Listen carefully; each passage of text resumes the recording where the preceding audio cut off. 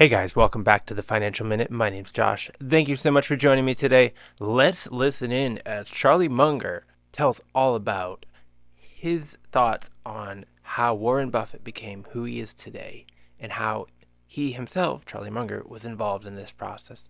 Charlie Munger gets candid. He really explains into depth how Warren Buffett, in his opinion, became who he is today. And who better to tell the story than Charlie Munger? Charlie Munger has known Warren Buffett basically since they were kids. They worked in a grocery store together when they were little, and they're both well into their upper years of life. Let's listen to Charlie Munger, hear what he has to say. I'll throw in a few comments here and there, and I'll watch along with you guys. Let me know what you think down in the comments below. As always, guys, thank you so much for watching. Let's get right to Charlie Munger.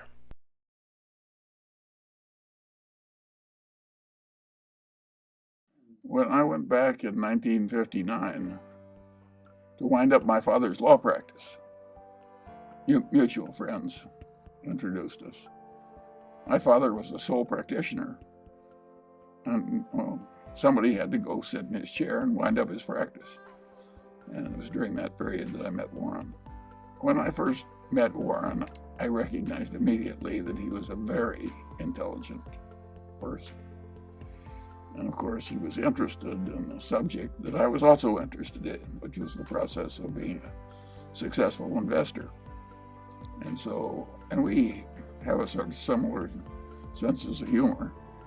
And we had a high old time probably making ourselves obnoxious to the other people in the room. We both came from Omaha. We both worked in his grandfather's grocery store. So we had a lot of common experience. Well, there's a big correlation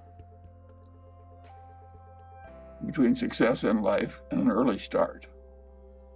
And Warren had a passion for doing well competitively and getting money as a little tiny child. And he just kept it. And now you add a very high IQ and a lot of energy, and he got a flying start. Well, he was an old Graham and Newman follower, and he made a lot of money buying thinly traded securities that were incredibly cheap statistically.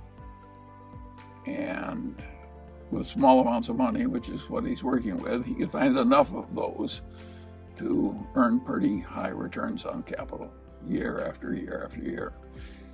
Now, occasionally, the market would give him a big security to buy instead of an obscure. And the first one I remember of that kind was American Express, A-rated security, and made a lot of money. But mostly, he was buying more obscure securities that were incredibly cheap.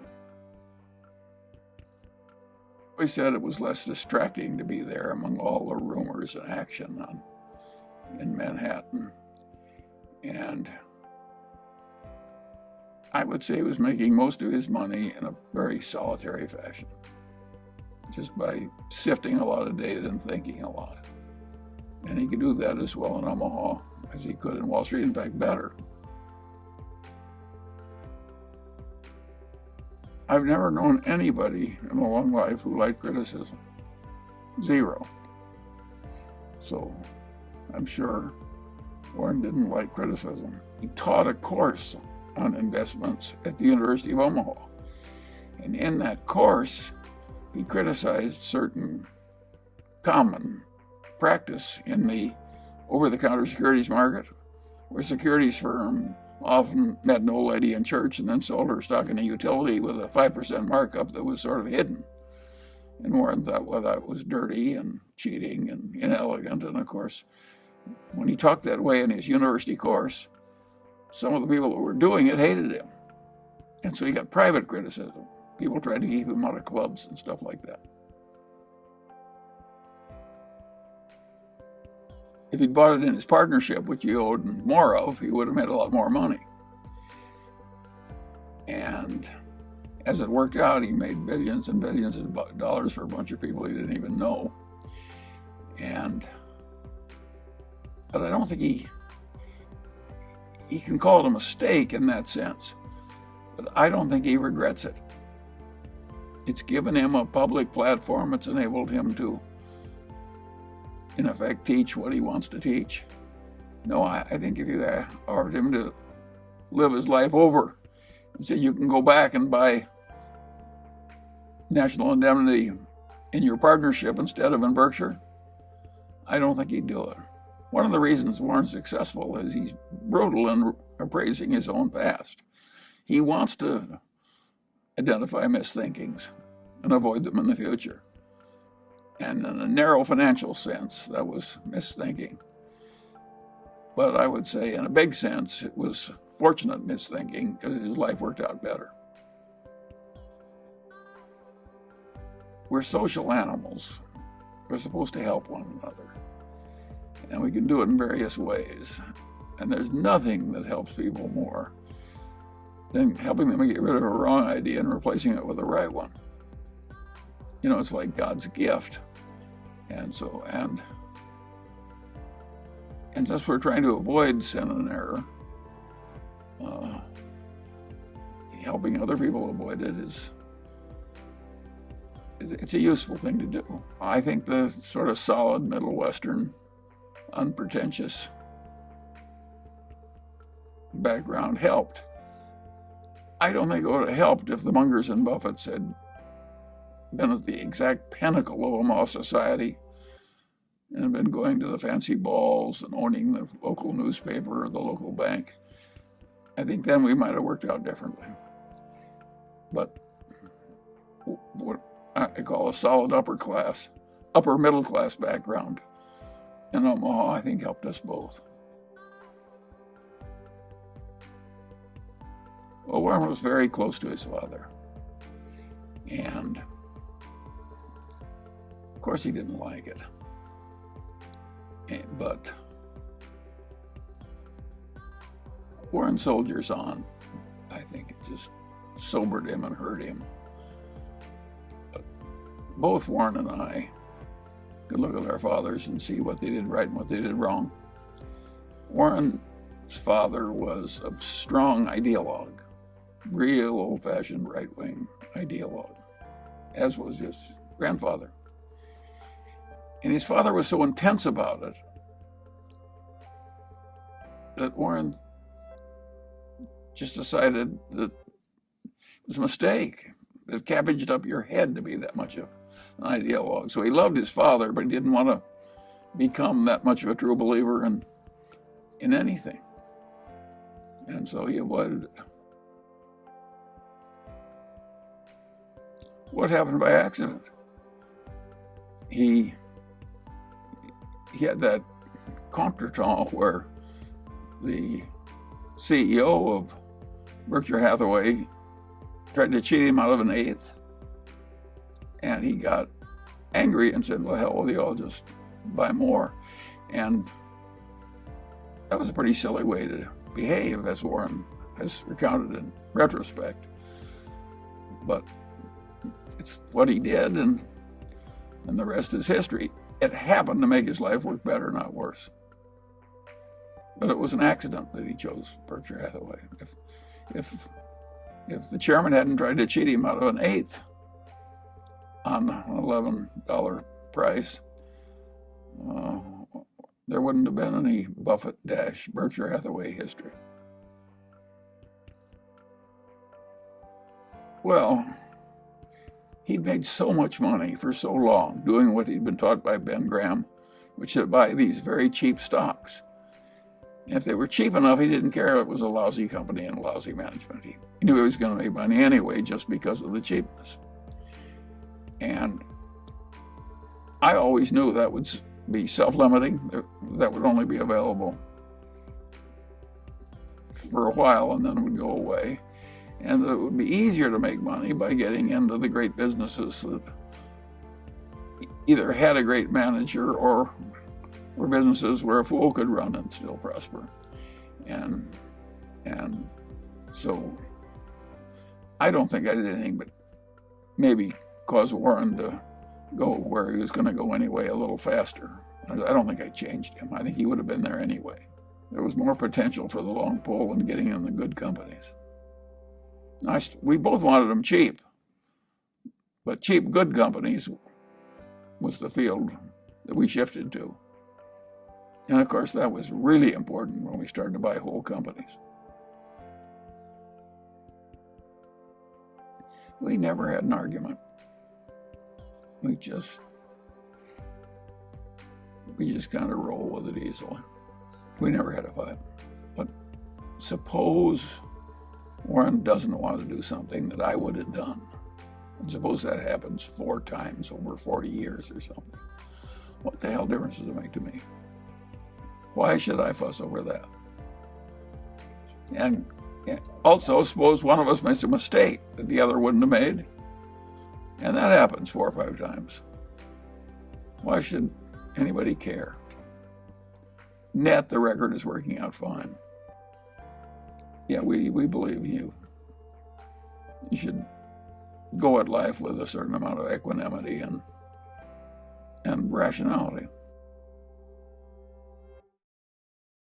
He made millions and millions of dollars value investing in lousy companies that he bought very cheaply. Besides, it's unpleasant to watch lousy companies you don't like. It's much more fun to watch somebody you like and admire succeeding than watching some jerk kind of half mismanage some company that's very cheap. It's a better life. It's the reason we don't short stocks. Even if we could make a lot of money doing it, I don't think either one of us would bother. We'd find it unpleasant. You're crazy if you're rich that you deliberately go out and do a lot of unpleasant things you don't have to. Well, that was the most useful idea that Ben Graham ever had. Have the mindset of somebody that was buying into a business planning to hold for the long pole. And use that mindset when thinking of stocks. And neither one of us have ever departed from that one.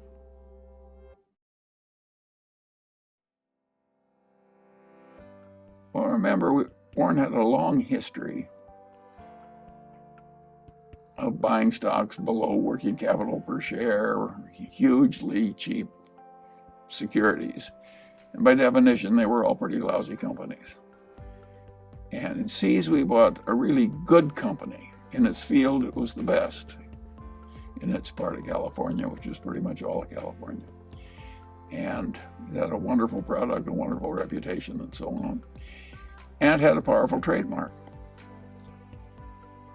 and a good culture. And we bought that and made so much money. It just was eye-opening how important these brands were. I don't think that Warren would have made all the money that Berkshire made in Coca-Cola if he hadn't bought Seas. He learned. The record of Berkshire Hathaway and the record of Warren Buffett is a record based on continuous learning. If he hadn't kept learning from every experience, the record would not be as good. He learned from Seas that he should buy Coca-Cola. You really can understand the power of a brand more when you buy something very cheaply and you're still getting 300% per annum on your investment in cash. That draws your attention. The brand can be very important. Well, what really makes it work is the business school term is durable competitive advantage, which is a pretty good term. You really want an advantage that, nourished without overwhelming skill, will keep working for you for a long, long time. You want to avoid a business which is just so brutally competitive that nobody does well over the long pole. We've bought some businesses that looked pretty good to us that turned out to be pretty bad. We have a few of them still around, but luckily they're small. We sell them if they present problems we just can't solve. But if they just turn out to be a little mediocre, we hold them. We're not going to play gin rummy with the people that are part of our lives. He was just like me. He didn't improve much at all for decades. We were pretty good, but not really good. And then he really started working at it and working with somebody who was a world champion. And he is really quite good now. Whereas I have stayed the same. Well, we found out what had happened because we were on the board. And that's another example of a mistake that finally worked out pretty well. We never should have bought into Solomon. It was too much trouble, it was too much danger, it was too much involvement. And Warren would have probably made more, even though the investment finally worked out well. It caused a lot of agony, and Warren would have made more money some other way, better. So it was another mistake that worked out well. But the crisis, once we were on the board, the company could have gone under. It was a very serious, exciting crisis with crucial meetings. And if Nick Brady, the Secretary of the Treasury, hadn't relented on a key point, Solomon might have gone under. And he went with Warren because he trusted him, and it saved Solomon. It shows how having a good reputation is really helpful in life. The interesting thing about that is Nick Brady's family had owned stock in Berkshire when it was a textile company. And he, when he was at the Harvard Business School, determined it was a lousy business, and he had his branch of the family sell out. The other branch of the family stayed, and the guy got to like Warren when he came on the board, and he was kind of a stubborn New Englander. And he held all his shares in this lousy, failing business. And of course, he became enormously rich. Whereas Nick Brady, who made the correct decision to get out of a lousy business, watched his relative who knew less and hadn't gone to business school and so on, made this great fortune. Life is full of little ironies like that one. I don't think it bothers Nick Brady. He's a pretty mature fellow. But it was one of those crazy quirks of life. Well, if you start with a bunch of lousy businesses, which is what we started with, but we're going to wring a fair amount of cash out of those businesses. So basically, we started out with cash and ended up buying a bunch of businesses, including insurance companies, and drove Berkshire without really issuing much stock to anybody, from virtually nothing into hundreds of billions of dollars of market cap. Nobody else has a record like that. There's some great conglomerates, General Electric, United Technologies, Honeywell, but nobody has a record like that. If you're in a big bureaucracy, it can't change. It's just too hard. So you may say, well, I'd like to operate that way with no overhead and just a few people at headquarters and quick decisions that are good. But they're locked into a procedure like the Army or Navy with lots of meetings and people. And they just can't get to where we are from where they are. And they know that. And so they just shrug their shoulders. If some people can do way better than I do by that method, why, God bless them. I don't envy them because I can't follow them. Well, I think the modern Berkshire is pretty much all a reflection of Warren. The businesses that he started with are gone.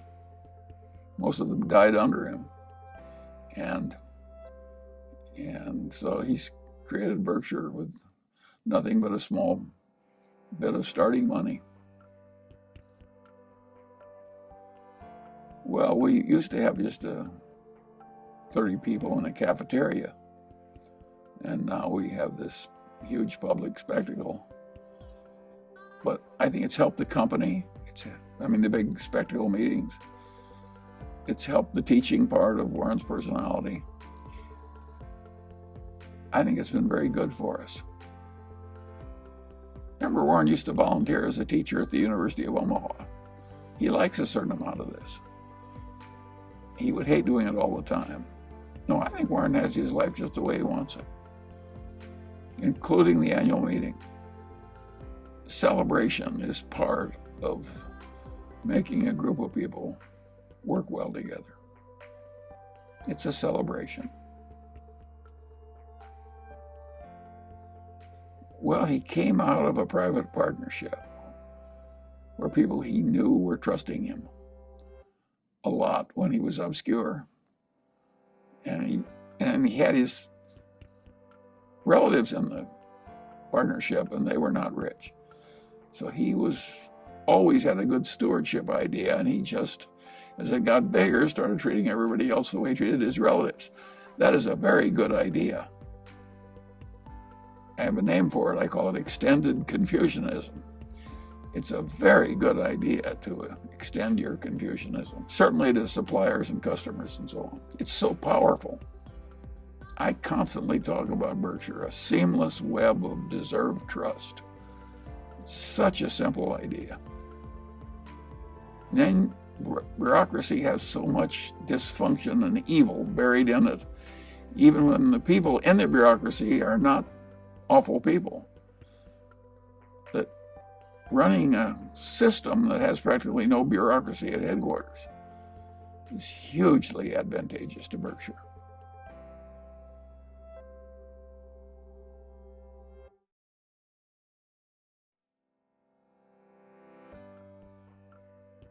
How many subscriptions are you paying for? Rocket Money finds sneaky or forgotten subscriptions and makes canceling them as easy as clicking a button.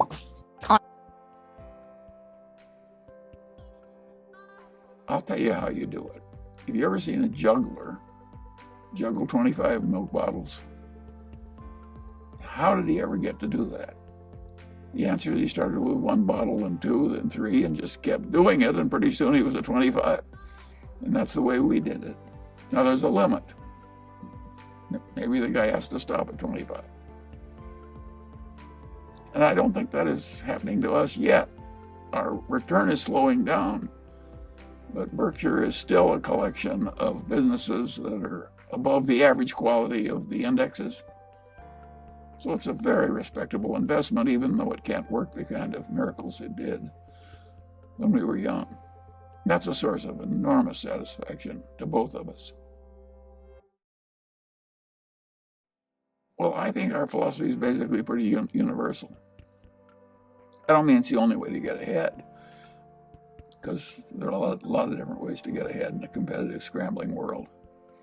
There are even some rogues that get ahead. I have always loved the statement of one of the popes about Cardinal Richelieu. What the Pope said was, if there is a God, Cardinal Richelieu has much to answer for. But if not, he's done very well. Well, there are a lot of people who succeed like Cardinal Richelieu. I don't want that kind of success, but a lot of people get it. Well, we both love the investment game. It enables you to think about a whole lot of intertwined things. And you get to watch a lot of people who are fabulously good at doing something, who are your partners. That is very pleasant. It's a lot like being on a winning football team or something. And of course, looking for new things is a lot like hunting and fishing. So we have a way of living that has both more pleasure and more achievement in it. So why wouldn't we like it?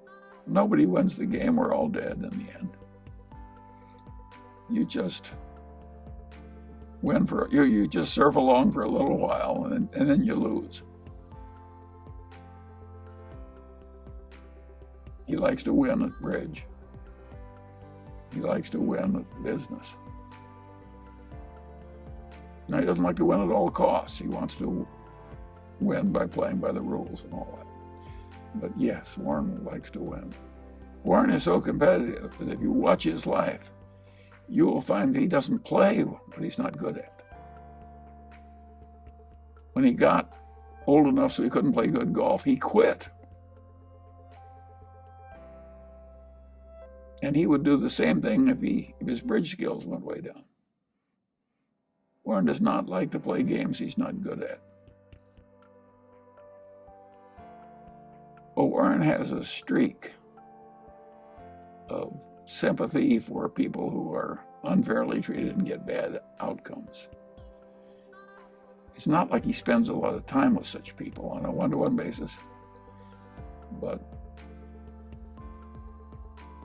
he feels a sort of obligation to vote and help in a way that will be good for a lot of people that are way less fortunate than he is.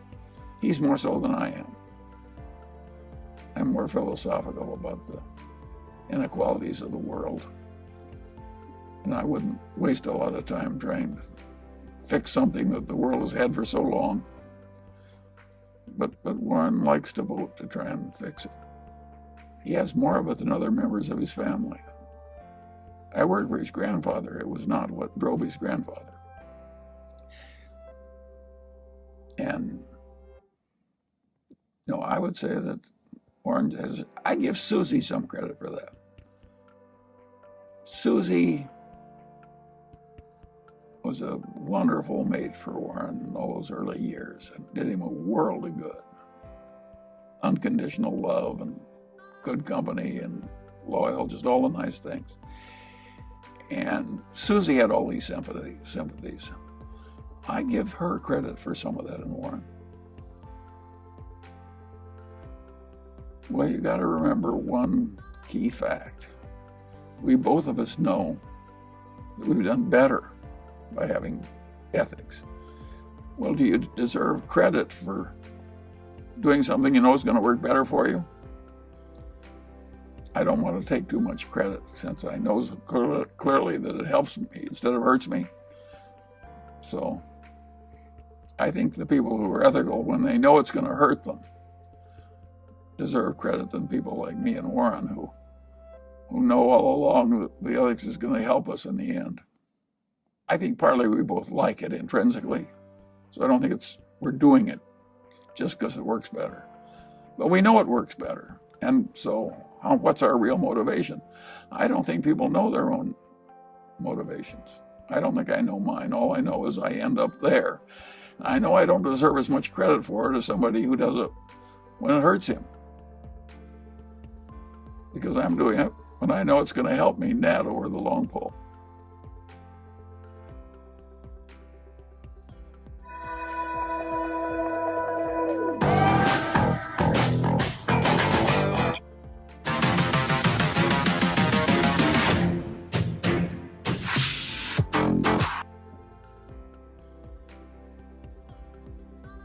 Well, he thought it was a good business run by good people. It's exactly what we like. And I think there was a little tinge of nostalgia. It's a sort of a Middle Western company. The Burlington Railroad was very important in Omaha, always. And the Union Pacific is headquartered in Omaha. And Warren had always been an electric train fanatic when he was young, and I had electric trains. No, I think there was a little bit of nostalgia in it too. He's always looking for foreign investments, but what he's found mostly is United States investments. And yeah, it has to be a pleasure for somebody raised in Omaha to buy the Burlington Northern Railroad. It built the whole country. It changed the whole world, the railroads. We all remember them. There was a time we used them instead of airplanes. I can remember that time. And I can remember the trips on the old Pullman cars. No, we both liked it. But we wouldn't have bought it if the numbers hadn't been good. By and large, it's all been pretty pleasant, and we've had ups and downs. I have never heard Warren complain about a downdraft. I've never heard him indicate that he regards the world as being unfair to him. Even when Susie died, which really shook him up, for quite a while even. But he never complained. He never thought the world was being unfair when they took her away. Some people just naturally complain, and other people are just naturally put their head down and sail through it, soldier through it. Warren and I believe in soldiering through without too much fuss. I have the theory that the dumbest thing you can do in life is to ever feel like a victim. And any politician that makes people feel like victims, I automatically dislike. I never saw any good to come of feeling like a victim. Even if you are a victim, I think it's a mistake. The Chinese were living in poverty, subsistence agriculture, in caves and so on, real poverty, hundreds of millions of them. And they worked their way out of poverty. And look at them now.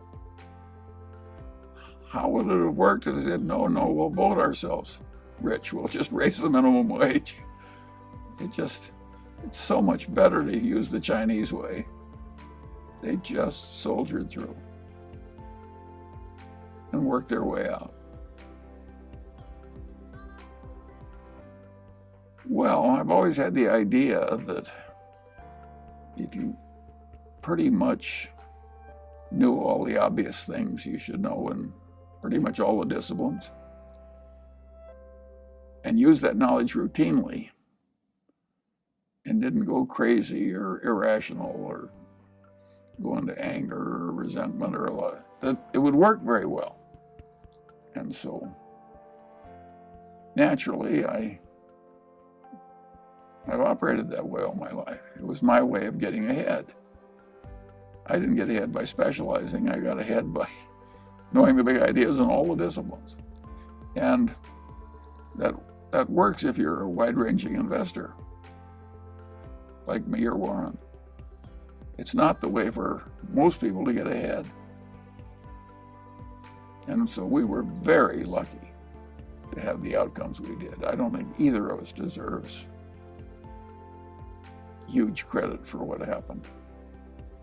We're in the right place with the right family values, the right temperaments. And I'm sure we had some favorable breaks.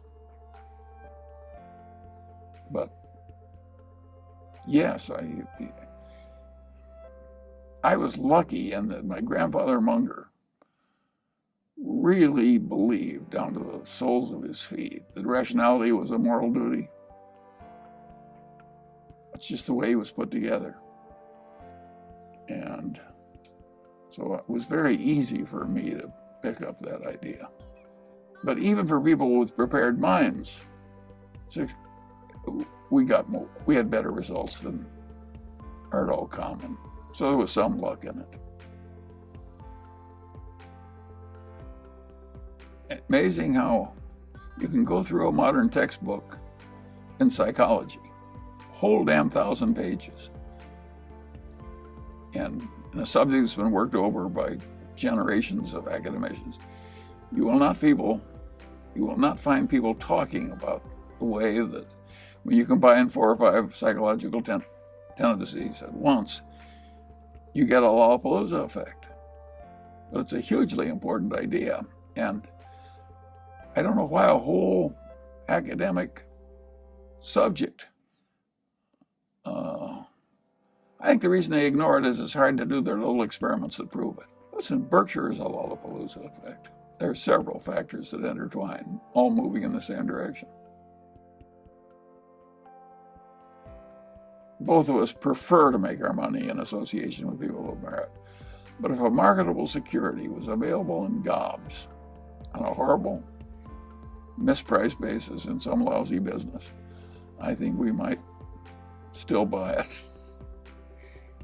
The things are cheap enough, it sets the juices running. I'm not sure we're right to do that, but I think we might do it. It hasn't happened in a while. So we tended to drift out of it, but would we ever go back in? Well, Warren did those derivatives where he sold puts on the indexes. I think we'll make lots of billions of dollars out of that very easily. I think both of us believe the world would be better off without those derivative markets. But if they're there and it's mispriced, we act.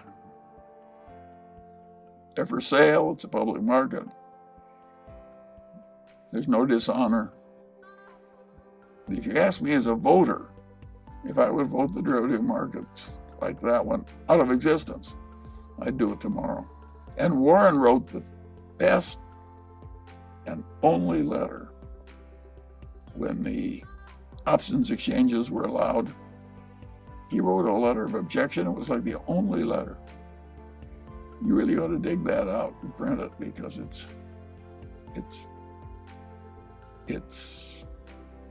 he was so right. And it was so early, and nobody else was saying it. So anything about Buffett, ought to go back and get his letter about the derivatives in the option market. He said, we don't need these. And even when 2007 came, nobody dug it up and played it up big. But you can do it. You probably should. Well, guys, that was quite the interview. Charlie Munger, as always, excellent sense of humor, great conversation about Warren Buffett and their relationship. I found it interesting they bought the railroad out of nostalgia, among other things. You know, I may not agree with everything the man says. The derivative market, let me know what you think about the derivative market. Obviously, he uses it, but is against it. But he's not afraid to make money off of it either. Thank you guys so much for watching. Let me know what you think down in the comments below. Do you like Charlie Munger's thoughts on all these subjects? Which ones do you agree with, disagree with? Yeah, so interested to hear what y'all have to say. I mean, you are just as important as Charlie Munger. Your thoughts matter. Leave them down in the comment section so we can hear them. Guys, remember, only you can make your financial dreams come true. Don't delay. Get started today. Be safe, guys. God bless. I'll see y'all in the next video. Bye.